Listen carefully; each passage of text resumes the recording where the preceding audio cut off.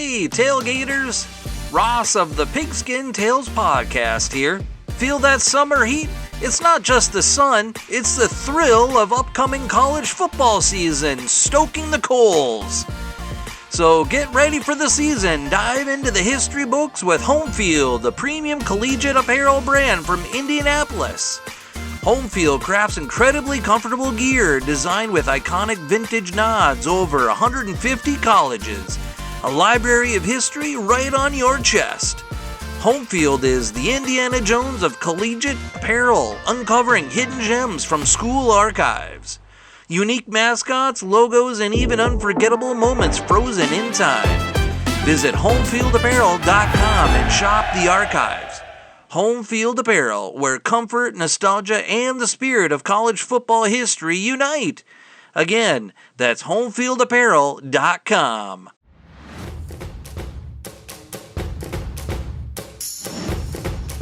Injuries can end a career for an NFL star. We've seen it too many times to count.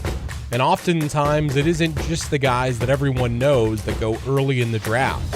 Sometimes it's the guys that have two great seasons and then they're often forgot about after that. But what they did in those 2 seasons could leave them to think that had they been able to play longer, they could have been a Hall of Famer. That's kind of the story of Jeff Nixon, the former defensive back for the Buffalo Bills. His first 2 seasons in the NFL, he was truly an interception and takeaway machine. Almost every game he played in, he made an impact on the field for the Bills. And then, after an injury, his career moved on, and he could no longer play the game that he loved at the level that he wanted to without really worrying about what would happen next if his injuries got in the way again. And because of that, he ended his career earlier than he would have liked to. The career he did have, though, it was a special one, and it was a great one to hear more about on the Professional Football Researchers Association podcast. George and I were so lucky to be able to sit down and chat with him about his career, his life after football, and the things he's doing to raise awareness about how we treat players after they are injured in the NFL. Here's Jeff Nixon as part of the Professional Football Researchers Association podcast, as George and I had a chance to sit down with him and learn more and get to know him just a little bit better, as all of you will do right now.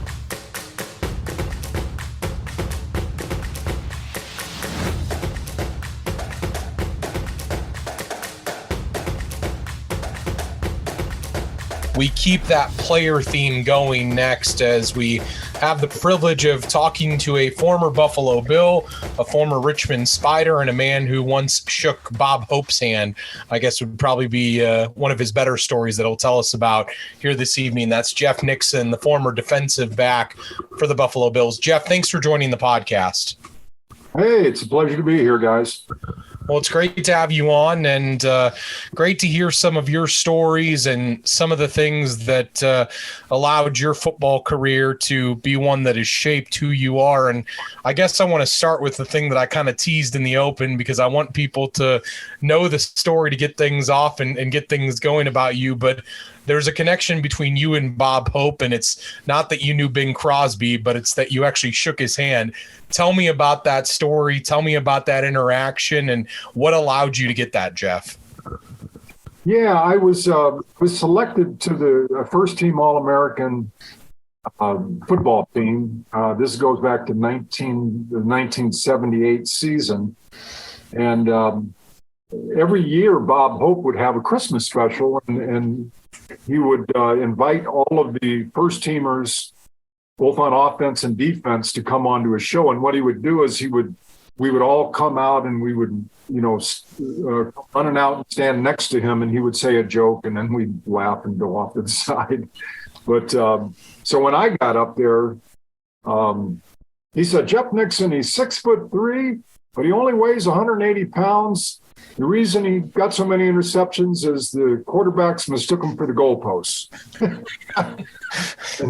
and so I gave him a little sneer, and he just looked up at me like, yeah, I'm the boss. I get to tell the jokes. You just get to listen and go back. So I turned around, ran back to and then as he did with all of his shows, and I was actually the very last one that he introduced.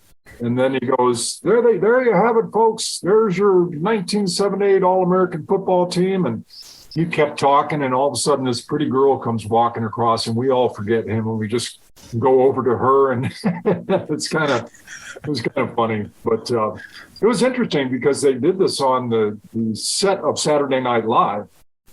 And I remember right before the broadcast, I went sneaking in there, and I found a script from the old Saturday Night, from back then, and it was, and I kept it to this day, So that was kind of, it was interesting. It was a taped show, and so they were going to air this like the day before Christmas Eve, and I was flying to Phoenix, Arizona, to spend the holidays with my parents. And they were airing it, and I thought I was going to miss it. So I got to the airport, and I ran to the closest bar, and they had a TV, and people were watching a football game. And I said, hey, can you guys turn this to the Bob Hope Show? And they're like, everybody's complaining. I said, just for 1 minute. So they put it on the Bob Hope Show. And I swear, maybe 30 seconds later, they introduced me, and they, did the whole spiel or whatever. Everybody at the bar is looking at me like, is that you? And I said, yeah, thanks. Thanks for letting me watch it. And then I booked out of there. But it was interesting seeing Bob Hope, and being around him, and, what a great entertainer he was. What was the SNL script that you took? Can you tell us? You know what? It's been so long since I've looked at it, I've forgotten. But yeah, it had all the lines from every single skit that they did. And I have to look at that again. It's been years since I had it, so I can't remember exactly what. But it was interesting because you got to see the set. And it was like everything looked so much smaller. Like when you see Saturday Night Live, it seems big and everything, but it was a small set. And really a small audience was, that they had. But it was a real honor for me to be there on that show, and so I saved it. I saved that tape, and I every once in a while I'll post it on Facebook.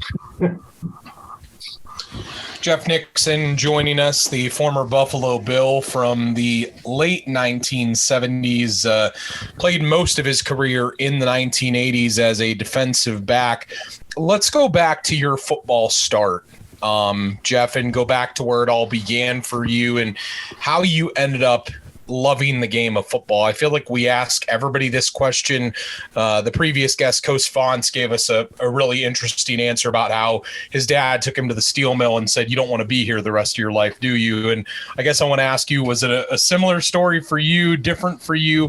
What attracted you to the game? Was it your size as a young kid? What led you to being a football player? I have to say it was my dad.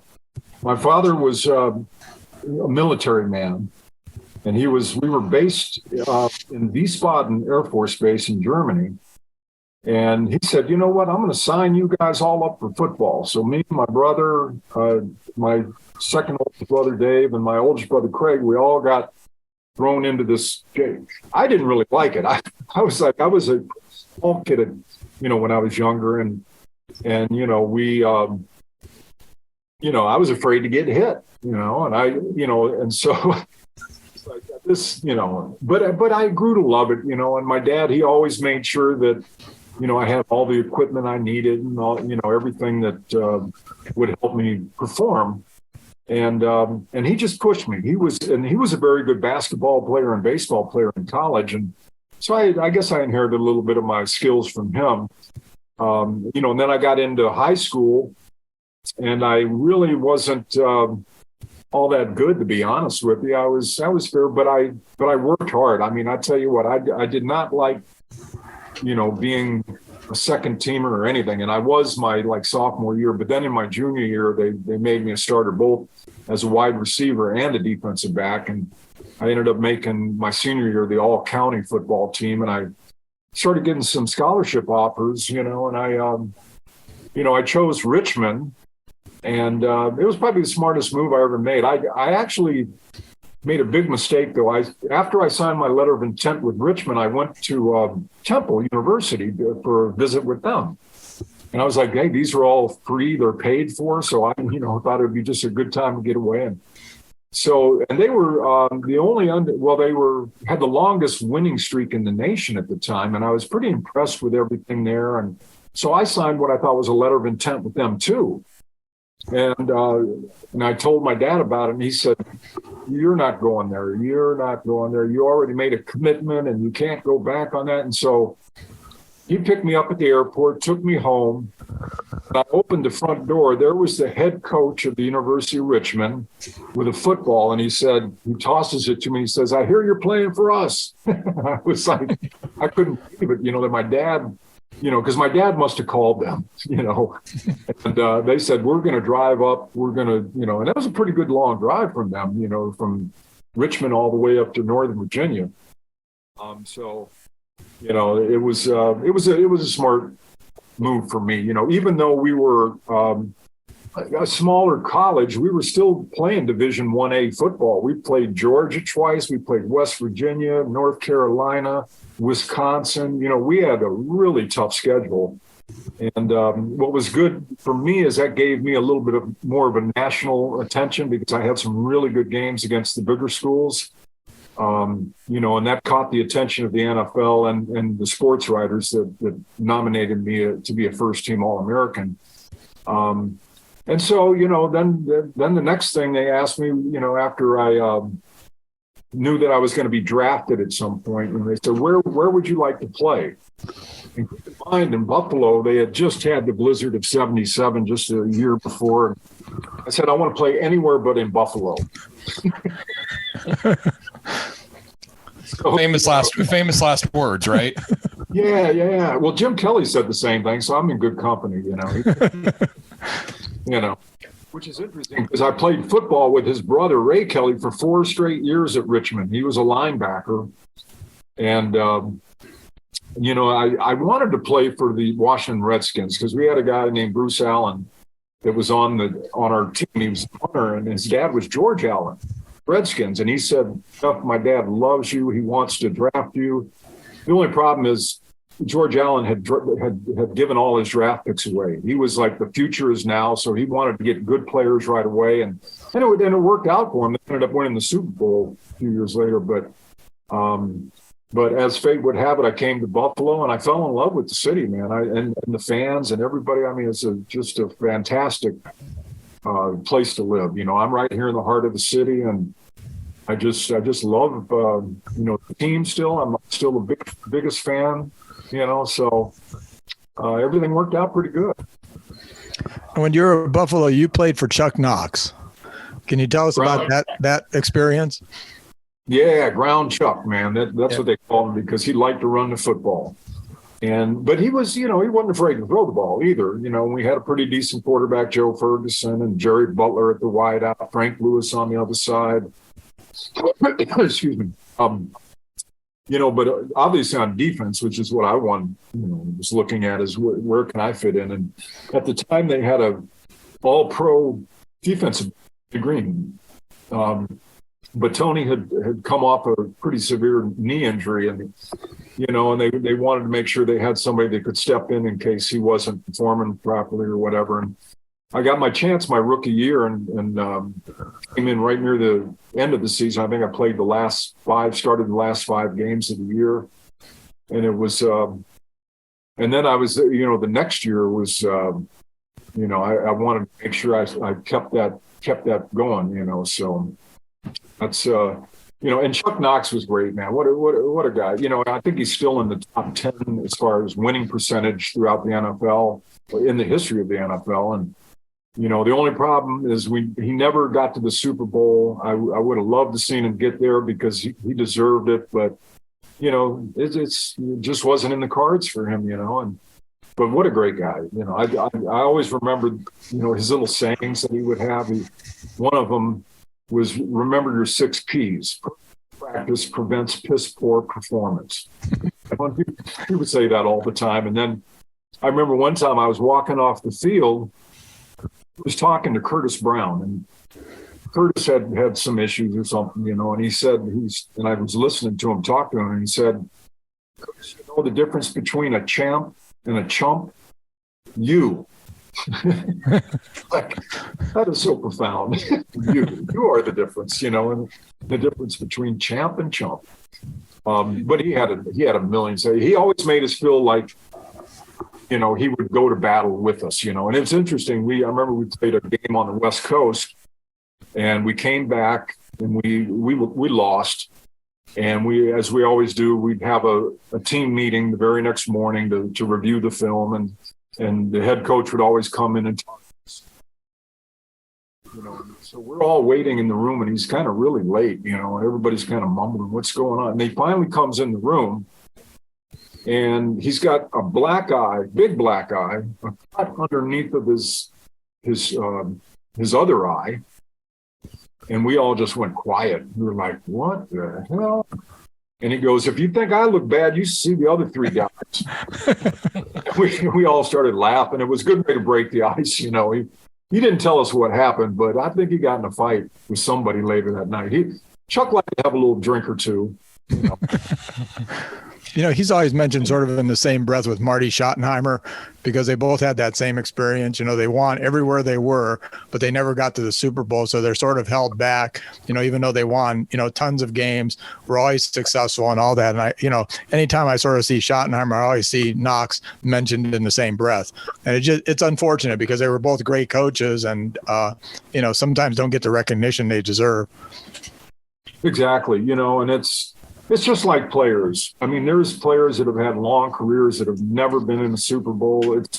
It's sad, because you would think for maybe a 10 or 12 or maybe even 15-year career, you would have some chance to make it, but it's tough. It is a tough thing. Everybody wants to see Buffalo get into a Super Bowl. And, we went, unfortunately, 4 straight times and lost, but I think there's a good chance this year that the Bills could be there at the end, but it's difficult, it's, hopefully they've learned from the playoff experiences over the past couple.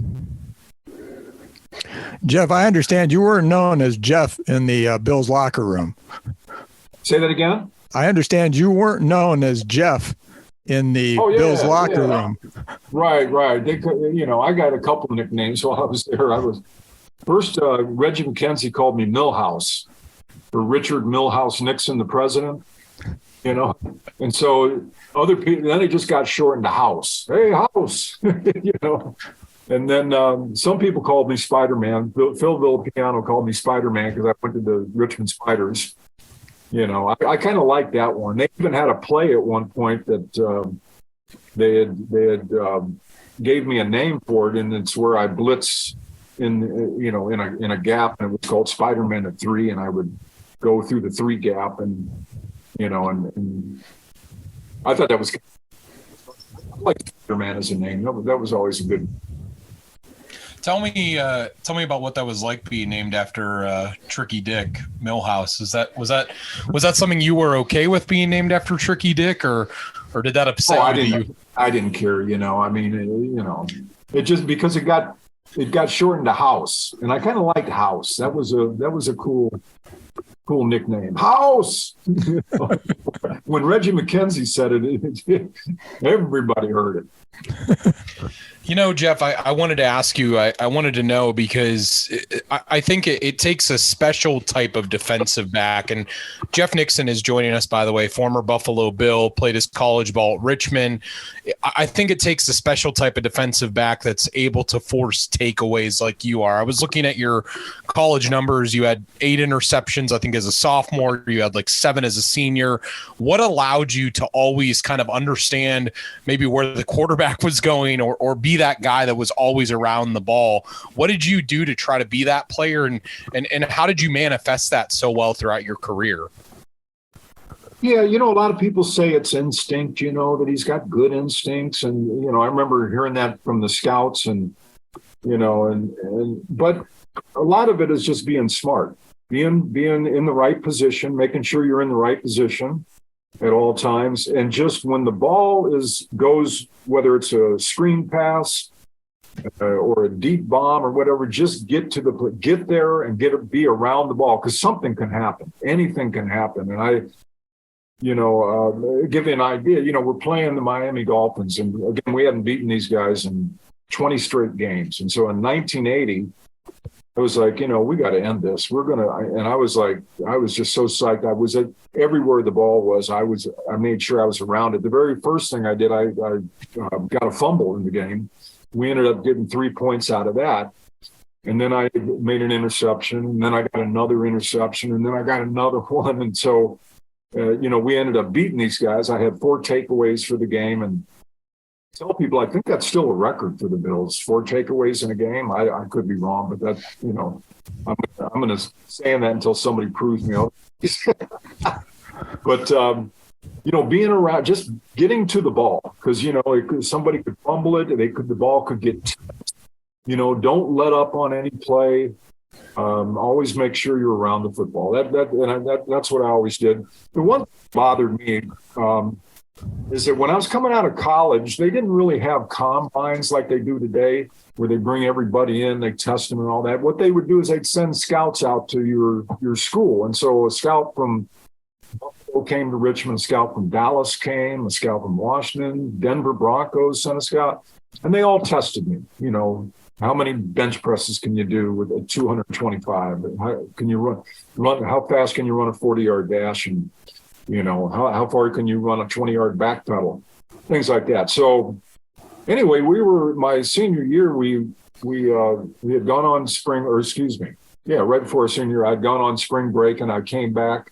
And wasn't really in that good a shape, and we practiced that day. And then right after practice, there was a scout that had come down from wherever, I don't even know where he was from, and he said, "Look, we want to time you in the 40-yard dash." And I was like, my coach was like, "Jeff, you really should do this." And I said, "Man, I'm tired. We just finished practicing." He goes, "Well, just take off your helmet and shoulder pads." And I had to leave my pants and with the pads in it, I had to leave those in because I didn't want to strip naked on and, scare everybody.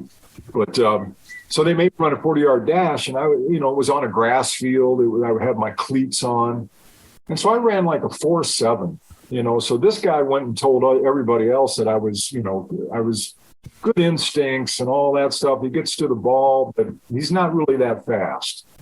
Well, when I came to Buffalo, I ran a 4.46 40-yard dash. It was the fastest on the team. Even Jerry, like a 4.47 or 8.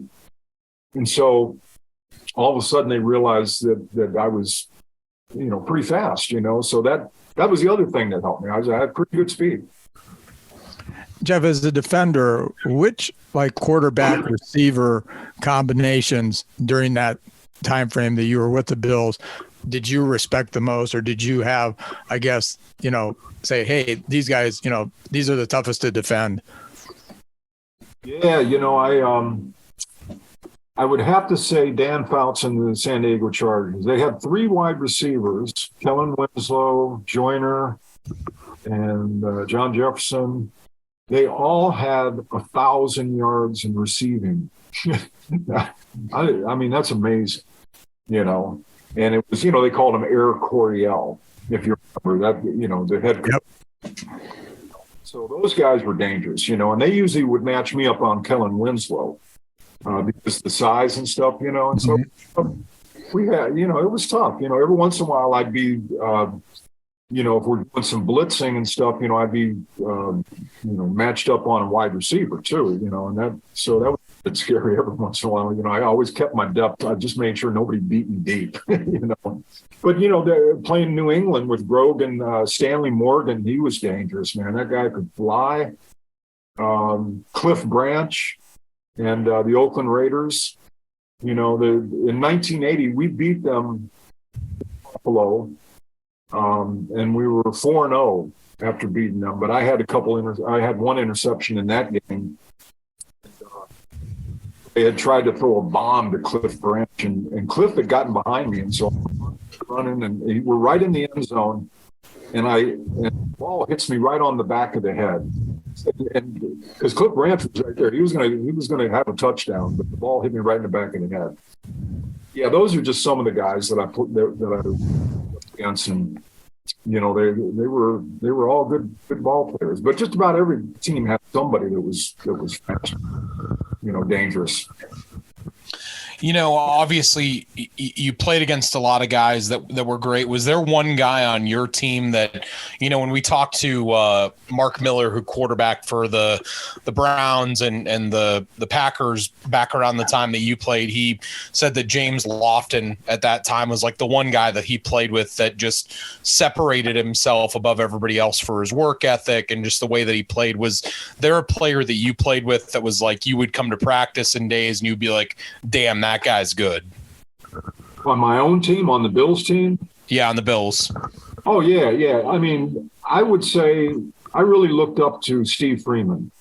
Steve Freeman was our strong safety, and he was just so dedicated to the game of football and so smart on the field and just knew how to make calls, how to get people in the right position. He was just a real leader on that defense, you know, and I just I was always impressed. You know, he's gone on to be a NFL referee now, you know. So sorry about that. I had a phone call coming in. But yeah, he was as far as like wide receivers, Jerry Butler was. When I think if Jerry hadn't got injured, he probably would have been in the Hall of Fame. I think if I hadn't got injured, I might have been in the Hall of Fame. But a lot of guys say that. Staying healthy is really important in the NFL. You know, it's for longevity and just being there for your team. You know, it was probably the most difficult time. You know, when I got injured and I was playing. They didn't do any surgery at the time. Phil Villapiano, Conrad Dobler, a couple other guys were saying, Jeff, you need to get some surgery on that or it's going to get worse. And they were right. I kept playing and made it even worse. And then they had to do a total reconstruction on my left knee. And that was really the end of my career. You know, I couldn't come back. You know, they put me on injured reserve, and I just the very next year I just couldn't do it anymore. In a way, it's probably good that I didn't play any after, because if I'd have hurt that knee again, I'd have been in big trouble. I'd have probably needed a knee replacement or something else. So in a way, I'm thankful. You know, they did the surgery. They did it real tight. I didn't get a lot of my flex back in my knee, and so it kind of hurt my time too. You know, I went from running that 4.4 to that 4.7. You know, so you lose 0.2 of a second, 0.3 of a second in 40-yard dash in your history. Can you said you kept playing through your injury. Did you feel like a pressure to keep playing at that point? Because it almost sounded like you sort of were a warrior there and you just kept playing even though you knew maybe you shouldn't have been. Did you feel like pressure to do that because you felt like you maybe were going to lose your position? Yeah. You know, the only thing about Chuck Knox that I have some knocks on him is he kind of pressured me to get back in there. Mm-hmm. You know, and I remember the old champ and chump speech that he gave to Curtis Brown, and I didn't want to be a chump. You know, I wanted to make sure that I could contribute, but it was a mistake. I came back and played on a knee that I knew was bad. You know, and then I re-injured it, and then I re-injured it again. I had cartilage taken out of it. You know, and I think a lot of players back in those days, you know, felt the pressure to play even though they were injured.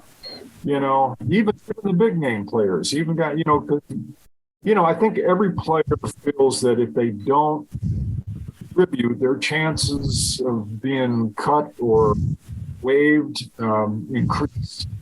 And it's probably true. You know, if you're not on the field, you can't contribute. You know, and so I think what was sad about that is that there were a lot of guys that got concussed, and they'd go out for a few plays and they come right in. You know, and you know, some of them, you know, are now paying the price for that. You know, for being, you know, I guess.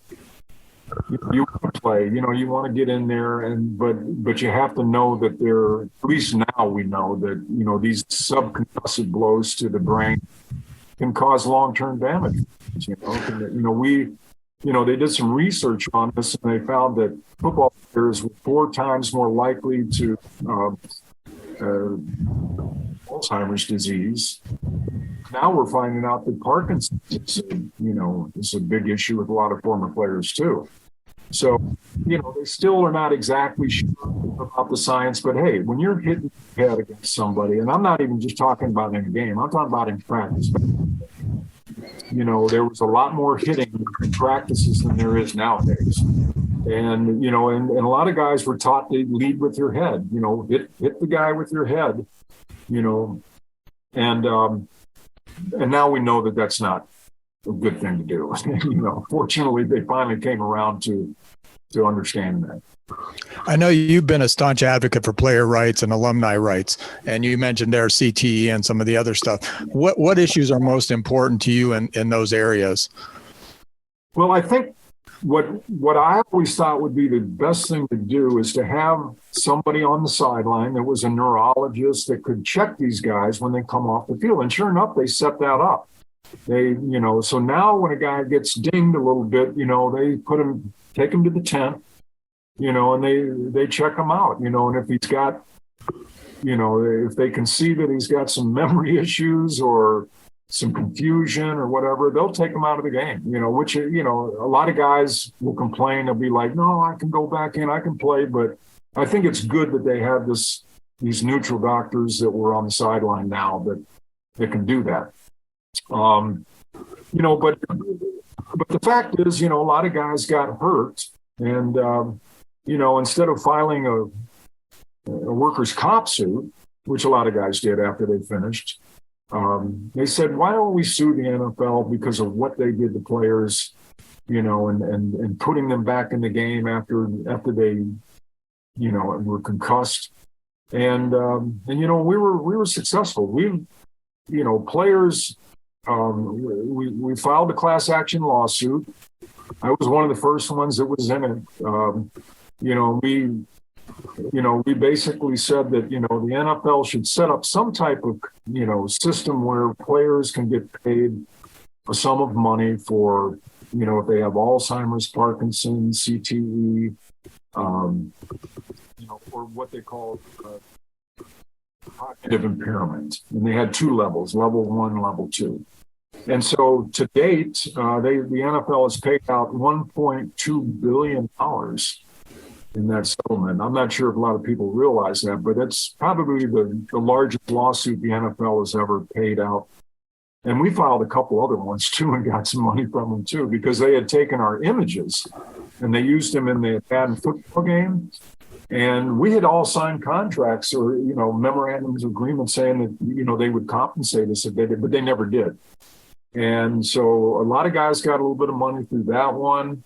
There were some lawsuits against the use of certain medications like hydrocodone, Percocet, and other drugs that they would just hand out, typically after a football game, and got a lot of guys hooked on those drugs after they left the game too. And so, yeah, go ahead. Yeah, I remember a couple of years ago, you were at the Buffalo chapter meeting and you spoke. And I remember you said, and I'll never forget you saying that because it just really affected me at the time because, you would hear about those things, but it was the first time I heard it from a player. You said that, they would almost hand out pills after games like it was candy. And I mean, I was just, obviously you hear that stuff, but to hear it from a player to say that, I mean, I was taken aback by that. Oh, yeah. Yeah. And it was, these weren't prescribed. Even though these were controlled substances, I never got a prescription. So there was a lot of, just unaccountability for the way that these pills were distributed, and there were other, I was taking this one drug for my knee. It was called butazolone, and then another one called Indocin. And about 5 years after I retired, the FDA took both those drugs off the market because they had killed some players, and they were destroying a player's liver. And so, we're now getting to a point where there's much more accountability, And I think that was important to the integrity of the game, but I tell you what, I'd do it all over again. I'd do the whole thing over again, even if I knew I was going to get injured, I'd still play. Hey, Jeff, last thing we want to ask you about before we let you go is obviously we would like to know more about the player than just what they did on the field. And, it's not hard to figure out that you're a pretty talented blues guitar player. Tell me about your work, I guess, strumming the strings and what allowed you to go down that path and what made music another love for you. Well, when I was younger, my brother Craig, he played the bass. And I remember one time a friend of his came over who had a guitar, and I watched this guy play the guitar, and I was amazed. He was so good. And I said, I want to be that good. I want to be that kind of player. And so I asked my dad if I could get a guitar, and then I forget when it was. I think it was maybe, just maybe a freshman in high school. He put one under the Christmas tree. And so I played that thing. I drove my parents crazy playing that guitar. But I remembered what Chuck Knox told me: perfect practice prevents piss poor performance. So I played and played, and you can't help but get better when I came to Buffalo and I met my wife Joyce, she sang. And so we joined a band called Jazz. And we didn't play just jazz. We played the blues, we played rock songs, we played a lot of different genres, depending on what the crowd was. But I really enjoy playing the guitar. It's such a great way to relax. It's like my meditative therapy in a way. Anybody that plays an instrument, they know what I'm talking about on that. And we're going to play, as a matter of fact, this Friday night at the casino. We've got the Buffalo Bills alumni band. Butch Roll is going to play. I'm going to play and sing a song. Lou Picone's going to get up there. He's got a song called "Ain't Nobody Gonna Buffalo My Bills." It's on a 45 record, actually. I don't know if you've ever heard it, but it's not too bad. And I played the rhythm guitar on the tracks on that song. If it's something that Lou did, I can imagine it's full of personality. Oh yeah. So he's going to sing that Friday night, and Butch is amazing. It's like Hendrix on the guitar. I'm not like that, but I like to let it rip every once in a while. Jeff, we really appreciated this time with you. Always great stories. And I know you and I have talked in the past when I had my radio show, and we're just so happy that we had you on the podcast. Jeff Nixon, former Buffalo Bill, former Richmond Spider, great guitar player, and just all around a great guy. And we really appreciate you, George and I do, joining the podcast here tonight. Thanks, guys. Anytime. Thanks, Jeff. All right. Take care. Hey there, sports history fan. This is Arnie Chapman, a.k.a. the Football History Dude, and I wanted to thank you for stopping by to listen to another episode here on the Sports History Network. Our podcasters are passionate about uncovering and sharing sports stories from yesteryear. And if you didn't know it already, we have over 30 shows across the network covering all sorts of sports history topics. In fact, here's a glimpse into one of our awesome podcasts here on the network. Each week, the official Football Learning Academy podcast will take you deep into the history of pro football through interviews with players, coaches, or administrators in the NFL, as well as interviews with Pro Football Hall of Fame selectors, authors, and historians. You'll learn how the game evolved and important moments that shaped the sport into what it is today. And don't miss the Pro Football History Nugget of the Week. Listen to the official Football Learning Academy podcast on the Sports History Network. How about that? I bet you're super hyped to go listen to that new podcast, right?